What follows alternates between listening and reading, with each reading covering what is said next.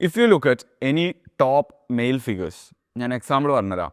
Michael B Jordan, Mike Thurston, Andrew Tate, Christian Tate, Henry Cavill, first man എന്ന് പറഞ്ഞ YouTube ചാനലിലെ Chris, Joe Rogan, ഇഷ്ടം പോലെ ആൾക്കാരുണ്ട്. Strong and masculine male figures. ഇവരൊക്കെ അതുപോലെ സെലിബ്രിറ്റീസ് ആണെങ്കിലും ഇൻഫ്ലുവൻസേഴ്സ് ആണെങ്കിലും ഒക്കെ they look good, right? Not in terms of genetics മാത്രമല്ല, ദേ ആക്ച്വലി ക്യാരി ദംസെൽവ്സ്. ഓലെ ഡ്രസ്സിങ് ആണെങ്കിലും ഓലെ ഗ്രൂമിങ് ആണെങ്കിലും ഒക്കെ പക്കായിരിക്കും.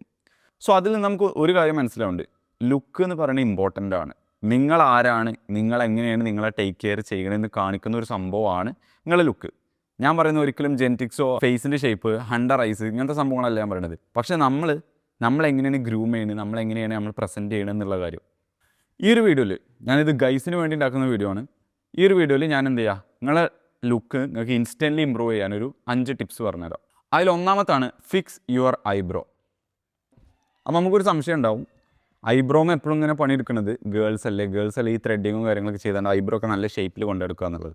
യെസ്, ഞങ്ങളോട് ഒരിക്കലും ത്രെഡ് ചെയ്താണ്ട് ഫെമിനിൻ ഷേപ്പിൽ ഐബ്രോ ഇങ്ങനെ നീട്ടി വളർത്തിയാണ്ട് ഇങ്ങനെ ആക്കാനൊന്നല്ല ഞാൻ പറയുന്നത്, കട്ടി കുറച്ചാണ്ടാക്കാനൊന്നല്ല. നമുക്ക് തിക്കായിട്ടുള്ള ഐബ്രോ ആണ്. എനിക്ക് ജെനറ്റിക്കലി തിക്കായിട്ടുള്ള ഐബ്രോ ഉണ്ട്. ഇനി തിക്കായിട്ടുള്ള ഐബ്രോ ഇല്ലാന്നുണ്ടെങ്കിൽ എന്ത് ചെയ്യുക, നമുക്ക് ഡെർമാ റോളറും അതുപോലെ മിനോക്സിഡിലും ഉപയോഗിച്ചാണ്ട്, മിനോക്സിഡിൽ എന്ന് പറഞ്ഞ സംഭവം നിങ്ങൾക്ക് അറിയുണ്ടാവും, അത് വെച്ചിട്ട് നമുക്ക് എന്ത് ചെയ്യാം, ഡെർമാ റോളർ വെച്ചുകൊണ്ട് അവിടെ ഹെയർ ഗ്രോത്ത് പ്രൊമോട്ട് ചെയ്യാം, അങ്ങനെ കട്ടി കൂട്ടാം. ഞാനിവിടെ പറയണത് അതല്ല. നമുക്ക് എന്ത് ചെയ്യാൻ പറ്റുക വെച്ചാൽ, നിങ്ങൾ ശ്രദ്ധിച്ചിട്ടുണ്ടാവും പല ആൾക്കാരും ഈ നടുവിൽ പക്ക യൂണിബ്രോ ആയിട്ടുള്ളതല്ല, അത് എടുത്തു കഴിഞ്ഞാൽ ബോറായിരിക്കും.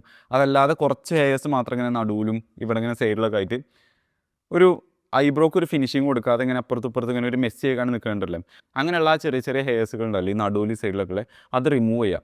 അതിന് നിങ്ങൾക്ക് എന്ത് ചെയ്യാം, സ്റ്റെയിൻലെസ് സ്റ്റീലിൻ്റെ പ്ലക്കർ ഉപയോഗിച്ചുകൊണ്ട് പ്ലക്ക് ചെയ്യാം. അല്ലാണ്ടെങ്കിൽ ആ ഒരു സാധനം കാണിച്ചാൽ ഇത് ഗേൾസൊക്കെ ത്രെഡ് ചെയ്യുന്നൊരു സംഭവമാണ്. അപ്പോൾ ഇത് ഉപയോഗിച്ചുകൊണ്ട് നമുക്ക് എന്ത് ചെയ്യാം, ആ ഒരു ഹെയർസും കാര്യങ്ങളൊക്കെ ഒരിക്കലും ഐബ്രോ ഷേപ്പ് ആക്കുക എന്നല്ല ഞാൻ പറയുന്നത്. ഇവിടെ അൺഈവനായി കിടക്കുന്ന സംഭവങ്ങൾ, എക്സ്ട്രാ ഉള്ള ആ ലിറ്റിൽ ഹെയർസ് ഉണ്ടാവും, ആ സംഭവങ്ങൾ നമുക്ക് എന്ത് ചെയ്യാൻ പറ്റും, കളഞ്ഞാണ്ട് ഈ സൈഡൊക്കെ ഒന്ന് നീറ്റാക്കാൻ പറ്റും. അത് വേണമെന്നുണ്ടെങ്കിൽ എന്ത് ചെയ്യുക, ബാർബർ ഷോപ്പിൽ മുടി കെട്ടാൻ പോകുമ്പോഴും നമുക്ക് അവരോട് പറഞ്ഞാൽ എന്ത് ചെയ്യുക, ഈ സൈഡും കാര്യങ്ങളൊക്കെ നീറ്റാക്കി തരുമല്ലോ.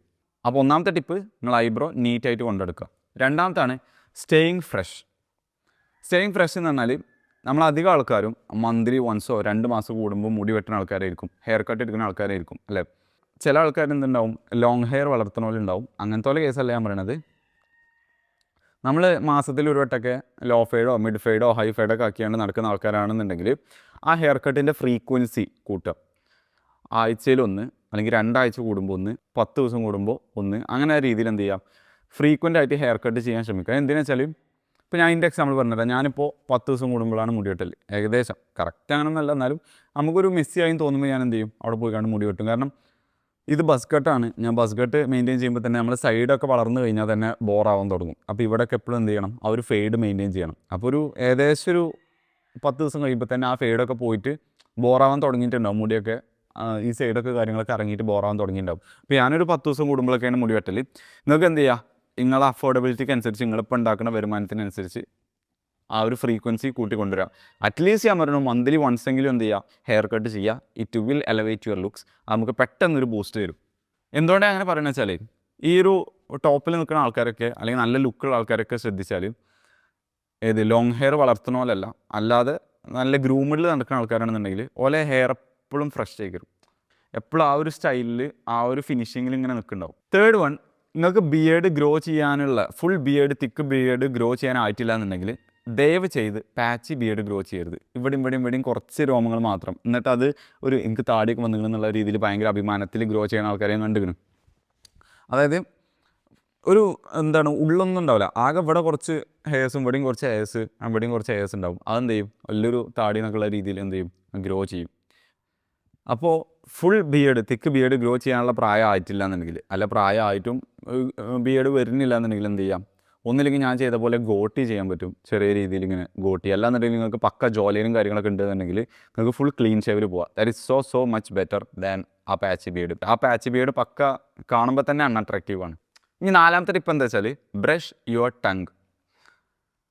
നമ്മൾ എപ്പോഴും ശ്രദ്ധിച്ചിട്ടില്ല, നമ്മൾ എത്ര നല്ല അടിപൊളിയായിട്ട് ബ്രഷ് ചെയ്താലും ചില നേരത്തെ നമ്മൾ വായ പിന്നെ സ്മെല്ലുണ്ടാവും. അതെന്താ വെച്ചാൽ, ഈ ബാഡ് സ്മെല്ല് വരുന്നത് അധികവും ടീത്തുമെന്നല്ല, നമ്മുടെ ടങ്കുമെന്നാണ്. അപ്പോൾ ഈ ടങ്ക് ബ്രഷ് ചെയ്ത് കഴിഞ്ഞാൽ, ടീത്ത് ബ്രഷ് ചെയ്യേണ്ടതെന്നല്ല, ടീത്ത് ബ്രഷ് ചെയ്ത് കഴിഞ്ഞിട്ട് അതിൻ്റെ ഒപ്പം ടങ്കും കൂടി ഒന്ന് ബ്രഷ് ചെയ്താൽ, അല്ലെങ്കിൽ ടങ്ക് സ്ക്രാപ്പും കൂടി ചെയ്ത് കഴിഞ്ഞാൽ, അപ്പോൾ അതിമുള്ള ബാക്ടീരിയാസും കാര്യങ്ങളും ആ ഒരു ബാഡ് സ്മെല്ലും കാര്യങ്ങളൊക്കെ പോകും. കാരണം ഇത് എനിക്ക് ഞാൻ ഇന്നെ സ്വന്തം എക്സ്പീരിയൻസ് ചെയ്താണ്. ഞാൻ എത്ര ബ്രഷ് ചെയ്താലും എൻ്റെ വായിൻ്റെ സ്മെല്ല് പോലെ എല്ലാവരും പറയുന്നത് വായ ഇങ്ങനെ മണക്കിടാതെ. നമ്മളെ ക്ലോസ് ആയിട്ടുള്ള ആൾക്കാരാണ് അത് പറയുള്ളൂ. അല്ലാതെ നമ്മൾ പുറത്തുള്ള ആൾക്കാരോട് സംസാരിക്കുമ്പോൾ പോലെ അത് സഹിച്ച് വെക്കും. നമ്മളെ ഇതാക്കണ്ടെന്ന് എഴുതിയിട്ട്, വിഷമിപ്പിക്കേണ്ട അല്ലെങ്കിൽ ഒരു ജഡ്ജ് ചെയ്യേണ്ട എന്നുള്ള രീതിയിൽ പോലെ സഹിച്ച് വെക്കും. പക്ഷേ അത് ഭയങ്കര അൺഅട്രാക്റ്റീവ് ആയിട്ടുള്ള ഒരു സംഭവമാണ് എന്ത്, നമ്മുടെ വായ ബാഡ് സ്മെല്ല്, നമ്മുടെ മൗത്തിൽ നിന്ന് ബാഡ് സ്മെല്ല് വരിക എന്നുള്ളത്. അപ്പോൾ എന്ത് ചെയ്യുക, ആ കാര്യം ശ്രദ്ധിക്കുക. ഇനി 5ാമത്തെ സംഭവമാണ് ഇൻവെസ്റ്റ് ഇൻ യുവർ ക്ലോത്ത്സ്. ഞാൻ കുറച്ച് മുമ്പൊക്കെ ചെയ്തിരുന്ന വലിയൊരു മിസ്റ്റേക്കാണ്. ഡ്രസ്സിലൊന്നും ആവശ്യമില്ലാതെ പൈസ ചിലവാക്കണ്ട, അതൊക്കെ വേസ്റ്റ് ആണെന്നുള്ളൊരു മൈൻഡ് സെറ്റ്. പക്ഷേ ആക്ച്വലി നല്ല ഗുഡ് സെറ്റ് ഓഫ് ക്ലോത്ത്സ് എന്ന് പറയുന്നത് ഒരു ഇൻവെസ്റ്റ്മെൻ്റ് ആണ്. അതിപ്പോൾ ഞാൻ മനസ്സിലാക്കി വരുന്നു. ഇനി ഞാൻ ഏൺ ചെയ്യുമ്പോഴൊക്കെ ഞാൻ നല്ല ക്ലോത്ത്സിൽ ഇൻവെസ്റ്റ് ചെയ്യും. കാരണം എന്താ വെച്ചാൽ നല്ലൊരു ഫിറ്റിംഗ് ആയിട്ടുള്ള, നല്ല നീറ്റായിട്ടുള്ള പുതിയ ക്ലോത്ത്സ്, നമ്മളെ പഴയ കുറേ ക്ലോത്ത്സുകളുടെ പയ്യിൽ കുറേ എണ്ണം അങ്ങനെ അട്ടിക്ക് വെച്ചാണ്ട് അതിന് ഒരു ചുളിഞ്ഞ ക്ലോത്ത്സ് ഇട്ട് പോണ പോലെയല്ല, കുറച്ച് നല്ല സെറ്റ് ഓഫ് ക്ലോത്ത്സ് നമ്മൾ ഇൻവെസ്റ്റ് ചെയ്തിട്ട് അത് നമ്മൾ ഇട്ട് പോകുമ്പോൾ നമ്മളെ കോൺഫിഡൻസിനും നമ്മളെങ്ങനെ നമ്മളെ സംസാരിക്കുന്ന രീതി, നമ്മളെ മറ്റുള്ളവർ നമ്മളെ കാണുന്ന രീതി, ഇതിലൊക്കെ ഭയങ്കര മാറ്റം ഉണ്ടാവുന്നുണ്ട്. ഞാൻ ഒരിക്കലും ഡിസൈനർ ക്ലോത്ത്സുകൾ ഇടാനോ നല്ല വിലയുള്ള സംഭവങ്ങൾ ഇടാനോ ഒരുപാട് ലോഗോസും കാര്യങ്ങളും എഴുത്തും കാര്യങ്ങളൊക്കെ ഉള്ള സംഭവങ്ങൾ, ഓവർ വർക്കുള്ള സംഭവങ്ങൾ ഇടാനല്ല പറയുന്നത്. ജസ്റ്റ് നിങ്ങൾക്ക് എന്ത് ചെയ്യുക, പ്ലെയിൻ കളറുള്ള ടീഷർട്ട്സുകൾ, നല്ല ഫിറ്റിംഗ് ആയിട്ടുള്ള black, white, grey, light brown, ഇതൊക്കെ നല്ല അടിപൊളി കളേഴ്സാണ്. ഇങ്ങനത്തെ കളേഴ്സുള്ള പ്ലെയിൻ ടീഷർട്ട്, എന്നിട്ട് നല്ല സെറ്റ് ഓഫ് ജീൻസുകൾ, അതിക്ക് വൈറ്റ് സ്നീക്കേഴ്സ് ലൈക്ക് എയർഫോഴ്സോ അങ്ങനെ ഏതെങ്കിലും അതിൻ്റെ ഫസ്റ്റ് കോപ്പി കാര്യങ്ങളൊക്കെ കിട്ടുമല്ലോ. അപ്പോൾ എയർഫോഴ്സ് അങ്ങനത്തെ വാൻസൊക്കെ ഇട്ടുകൊണ്ട് എന്ത് ചെയ്യുക, അത്യാവശ്യം നല്ല സ്റ്റാൻഡേർഡിൽ നടക്കാൻ പറ്റും. എൻ്റെ ഫേവറേറ്റ് സ്റ്റൈൽ എന്ന് പറയുന്നത് ഫോർമൽ ക്ലോത്തിങ് ആണ്. നല്ല ഫിറ്റിംഗ് ആയിട്ടുള്ള, നമ്മളെ കൈയും ഷോൾഡറും കാര്യങ്ങളൊക്കെ ഫിറ്റിംഗ് ആയിട്ടുള്ള ഷർട്ട്, നമ്മളെ ജിമ്മിൽ പോയിട്ട് നമ്മൾ ഉണ്ടാക്കിയ ബോഡി എടുത്ത് കാണിക്കുന്ന ടൈപ്പ് ക്ലോത്തിങ് ആണ് എനിക്കിഷ്ടം. അങ്ങനെ ഫിറ്റിംഗ് ആയിട്ടുള്ള ഷർട്ട് ടക്കിൻ ചെയ്തുകൊണ്ട് അത്യാവശ്യം ഫിറ്റായിട്ടുള്ള പാൻറ്റും അതിക്ക് ലോഫേഴ്സൊക്കെയാണ് എനിക്കിഷ്ടം. പല ആൾക്കാരുടെ സ്റ്റൈലും പല രീതിയിലായിരിക്കും. അപ്പോൾ എന്ത് ചെയ്യുക, നിങ്ങളുടെ സ്റ്റൈലിനനുസരിച്ച് അതിലുള്ള നല്ല ക്ലോത്തിൽ ഇൻവെസ്റ്റ് ചെയ്യുക. ക്ലോത്ത്സ് എന്നൊക്കെ പറഞ്ഞാൽ നമുക്ക് പെട്ടെന്ന് പോയിട്ട് പർച്ചേസ് ചെയ്താണ് നമുക്ക് ഇട്ട് കഴിഞ്ഞാൽ ഒറ്റയടിക്ക് നമ്മളെ കോൺഫിഡൻസ് ബൂസ്റ്റ് ചെയ്യുന്ന സംഭവമാണ്. ഈ ഒരു ഒറ്റ സംഭവങ്ങളെ ലുക്കിനെ അല്ലെങ്കിൽ അട്രാക്റ്റീവ്നെസ്സിനെ സ്കൈ റോക്കറ്റ് ചെയ്യും ഒറ്റയടിക്ക്. നമുക്ക് അതിന് കുറേ ടൈം വേസ്റ്റ് ചെയ്യണം. നമ്മളിപ്പോൾ ഓൾറെഡി ഇങ്ങനെ ജിമ്മിൽ പോകുന്ന ആളാണെന്നുണ്ടെങ്കിൽ നിങ്ങൾക്ക് അറിയുണ്ടാവും, നല്ലൊരു ബോഡി ബിൽഡ് ചെയ്യണമെന്നുണ്ടെങ്കിൽ ഏകദേശം ഇയേഴ്സുകൾ എടുക്കും. അങ്ങനെ ഒരു ബോഡിയും കൂടി ഉണ്ടെന്നുണ്ടെങ്കിൽ ദെൻ ഡാം ഇറ്റ്സ് ലൈക്ക് പുതിയ ക്ലോത്ത്സിനും കൂടി ഇൻവെസ്റ്റ് ചെയ്ത് കഴിഞ്ഞാൽ പിന്നെ നിങ്ങളുടെ ലുക്ക് എന്താവും, നേരെ ഡബിൾ ത്രിബിൾ റിസൾട്ട് ആയിരിക്കും വരാം. ഇനി അതില്ലെങ്കിൽ പോലും നമുക്ക് ഒറ്റയടിക്ക് നമുക്ക് കടയിൽ പോയാണ്ട് പുതിയ ക്ലോത്ത്സ് വാങ്ങിയാണ്ട് നല്ല നമുക്ക് ഫിറ്റിംഗ് ആയിട്ടുള്ള ക്ലോത്ത്സ് ഇട്ട് കഴിഞ്ഞാൽ നമ്മളെ ലുക്ക് എന്താവും, സ്കൈ റോക്കറ്റ് ചെയ്യും. അപ്പോൾ ഇത്രയുള്ള ഇന്നത്തെ വീഡിയോ, ചെറിയ വീഡിയോ ആണ്. ജസ്റ്റ് 5 ടിപ്സ് ഞാൻ ഒന്നുകൂടി സമ്മറൈസ് ചെയ്ത് പറഞ്ഞുതരാം. Fix your eyebrows. ഓവർഡു ചെയ്യാനോ ത്രെഡ് ചെയ്യാനോ ഒന്നുമല്ല പറയുന്നത്, just make it neat and clean, അത്രേ ഉള്ളൂ. രണ്ടാമത്തത് സ്റ്റേ ഫ്രഷ് ആൻഡ് ഹൈജീനിക്. അതായത് റെഗുലർ ഹെയർ കട്ടുകൾ എന്ത് ചെയ്യുക, എടുക്കുക. ഹെയർ കട്ട് എടുക്കുന്ന ആളാണെന്നുണ്ടെങ്കിൽ, ലോങ് ഹെയർ പ്രിഫർ ചെയ്യുന്ന ആളാണെങ്കിൽ പോലും ആ ലോങ് ഹെയറിൻ്റെ തുമ്പ് കട്ട് ചെയ്യില്ല നമ്മൾ, ആ ഒരു സംഭവമെങ്കിലും മന്ത്ലി ചെയ്യാൻ നോക്കുക. എന്തിനാ വെച്ചാൽ സ്പ്ലിറ്റ് എൻസുകളും കാര്യങ്ങളൊക്കെ തടയാൻ വേണ്ടിയിട്ടാണ്. അപ്പോൾ റെഗുലർ ഹെയർ കട്ട് എടുക്കുക. വീക്ക്ലി വൺസ് ആക്കാം, 2 ആഴ്ച കൂടുമ്പോൾ ആക്കാം, മന്ത്ലി വൺസ് എങ്കിലും മിനിമം ചെയ്യുക, അല്ലെങ്കിൽ 10 ഡേയ്സ് കൂടുമ്പോൾ ചെയ്യുക. ഞാൻ അങ്ങനെ ചെയ്യല്.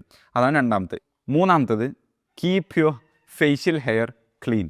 അതായത് പാച്ചി ബിയേഡ് ഗ്രോ ചെയ്യാതെ, നമുക്ക് മര്യാദക്ക് ഒരു ബിയേഡ് വന്നിട്ടില്ല ഇതുവരെ, അതിനുള്ള പ്രായമായിട്ടില്ല, അല്ലെങ്കിൽ പ്രായമായിട്ടും അങ്ങനെ ബിയേഡ് ഗ്രോ ചെയ്യാൻ പറ്റണില്ല എന്നുണ്ടെങ്കിൽ എന്ത് ചെയ്യാം, ട്രിം ചെയ്താണ്ട്, ഒന്നില്ലെങ്കിൽ ജോലൈനൊക്കെ ഉണ്ടെന്നുണ്ടെങ്കിൽ ഷേവ് ചെയ്താണ്ട് കൊണ്ടുപോകുക, അല്ലാന്നുണ്ടെങ്കിൽ ഗോട്ടിയായിട്ട് അങ്ങനെ എന്തെങ്കിലും കൊണ്ടുപോകുക, അല്ലെങ്കിൽ എന്ത് ചെയ്യുക, ട്രിം ചെയ്താണ്ട് സ്റ്റബിൾ ആക്കിയാണ്ട് കൊണ്ടുപോകുക. ഒരിക്കലും പാച്ച് ബിയേഡ് അവിടെയും ഇവിടെയും ഓരോ രോമങ്ങളായിട്ട് അങ്ങനെ വളർത്തരുത്. It is unattractive. നാലാമത്തത് ബ്രഷ് യുവർ ടങ്. നിങ്ങളുടെ വായിലെ ബാഡ് സ്മെല്ല് അവോയ്ഡ് ചെയ്യാൻ വേണ്ടിയിട്ട് എന്ത് ചെയ്യുക, ടങ് ബ്രഷ് ചെയ്യുക. ടീത്ത് മാത്രമല്ല ടങ്ങും ബ്രഷ് ചെയ്യുക. അഞ്ചാമത്തത് ഇൻവെസ്റ്റ് ഇൻ യുവർ ക്ലോത്ത്സ്. ക്ലോത്ത്സിൽ പൈസ ചിലവാക്കുക എന്നുള്ളത്, നല്ല ഫിറ്റിംഗ് ആയിട്ടുള്ള ഗുഡ് ലുക്കിംഗ് ക്ലോത്ത്സ്, നമ്മുടെ കോൺഫിഡൻസ് ബൂസ്റ്റ് ചെയ്യുന്ന ടൈപ്പ് ക്ലോത്ത്സ് എപ്പോഴും അതൊരു ഇൻവെസ്റ്റ്മെൻ്റ് ആണ്. അത് പൈസയിൽ നമ്മൾ എന്ത് ചെയ്യല്ല, നമ്മൾ പൈസ വേസ്റ്റ് ആക്കല്ല. ഞാൻ മനസ്സിലാക്കിയൊരു കാര്യമാണ്, ഞാൻ ഇതിന് മുമ്പൊക്കെ ചെറുപ്പത്തിലൊക്കെ അങ്ങനെ കണ്ടിരുന്നു, എന്തിനാ ഇപ്പോൾ ഡ്രസ്സൊക്കെ എടുക്കുക, നമുക്ക് ആ പൈസ എടുത്ത് ചൂടേ എന്നുള്ള ചിന്തയായിരുന്നു. പക്ഷേ അങ്ങനെയല്ല. ഇനി എമൗണ്ട് ഉണ്ടാക്കുമ്പോഴൊക്കെ ഞാൻ എപ്പോഴും എന്ത് ചെയ്യും, നല്ല ക്ലോത്ത്സിൽ ഇൻവെസ്റ്റ് ചെയ്യും. അതിപ്പോൾ ഞാൻ മനസ്സിലാക്കുന്നു. കാരണം മൊത്തം നമ്മളെ കാണുന്ന രീതി, മറ്റുള്ളവരെ നമ്മളെ കാണുന്ന രീതി ഒക്കെ മാറിയാണ്. അപ്പോൾ it's a good investment, right? അത്ര വലിയ ചിലവൊന്നുമില്ലല്ലോ. So that's it. I hope this is helpful for you guys. See you in the next video.